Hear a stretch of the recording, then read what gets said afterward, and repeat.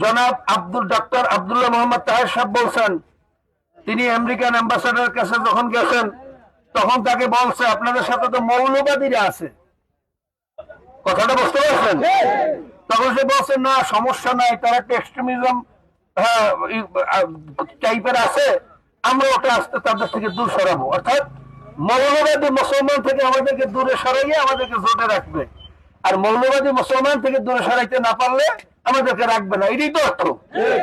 সেই ষড়যন্ত্র করিয়েই আমাদেরকে বিভিন্ন ভাবে জোট থেকে বাইর হইতে বাধ্য করছে। আমেরিকা ইশারা করা হয়েছে, এখন তাদের জবান থেকে বের হয়ে গেছে। আমি আরো 25 দিন আগে বলছিলাম এই ষড়যন্ত্র চলতেছে, কেন সিআই র আর মোসাদ কোন সময় চায় না ইসলামের নামে একটা ঐক্যবদ্ধ প্ল্যাটফর্ম হোক। ইসলামকে ভাগ করার জন্য তারা এই ষড়যন্ত্র চালাইতেছে। আমি 25 দিন আগে বক্তব্য বলছি, কি কথা নাকি না? সেইটা গতকালকে আব্দুল্লাহ মোহাম্মদ তাহেরের জবান থেকে বের হয়ে গেছে। এরপরেও যদি বুঝতে কার অসুবিধা হয়, আমি মনে করবো আপনার বদনসিব।